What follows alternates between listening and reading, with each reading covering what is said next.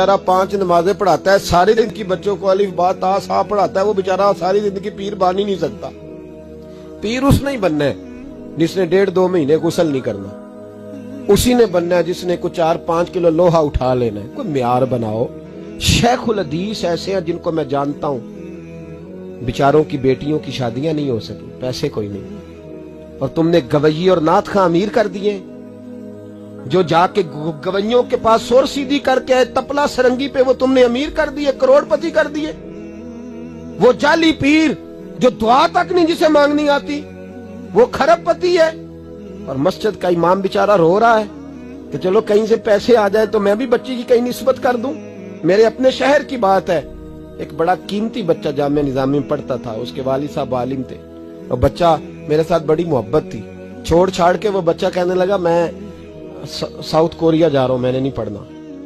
2-3 साल से छोड़ गया। उसके अब्बा ने मुझे फोन किया कि आपसे बड़ी अकीदत रखता है, आप इसको समझाएं। मैंने फोन किया, मैंने कहा बेटा तू पढ़। कहने लगा हजरत साहब अब्बा जी 35 साल मस्जिद में रहे हैं, मेरी बहनें इस तरह की हैं कि शायद कभी गैर महरम को मेरी बहनों ने भी ना देखा हो।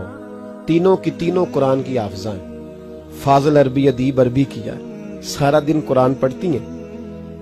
थक गया मेरा बूढ़ा सफेद दाढ़ी वाला आलिम बाप रिश्ता ढूंढते पर रिश्ता नहीं मिला, क्योंकि हम मस्जिद की छत पे रहते हैं। एक बीबी रिश्ता देखने आई थी, और जब वो छत पे चढ़ने लगी, रिश्ता दिखाने वाली उसको लेके आई, छत पे चढ़ने लगी तो चढ़ते चढ़ते कहने लगी ओहो ये मस्जिद में रहते हैं,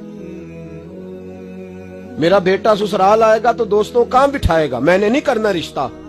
कहते हैं मिन्नत की मेरे बाप ने कि छत पे जाके देख तो ले। कहने लगी ना भाई रिश्ता नहीं करना। इतना जुल्म इस कौम ने किया, इतनी ज्यादती। कहने लगा साहब मैंने नहीं पढ़ना, मैंने माल कमाना है, इसलिए कि मेरी बहनें रोती हैं।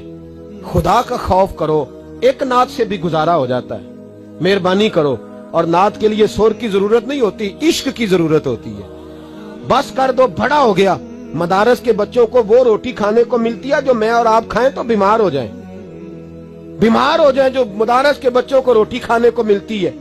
और इनको जिस तरह इनका इस्तेसाल किया जाता है, लाइनों में लगा के इन्हें खैरात की तरह खाना दिया जाता है, और जो इन बेचारों का अशर होता है 100 रुपया खत्म के बाद जब चौधरी साहब देते हैं तो 200 वो बातें भी सुनाते। ये जुल्म कर रहे हो। रबीउल अव्वल आएगा तो यहाँ जनाब मेले लगेंगे, और यहाँ हालत ये होगी कि 25,000, 50,000, 60 कहां से आया तुम्हारे पास पैसा? यहाँ लुटाने के लिए पैसे हैं।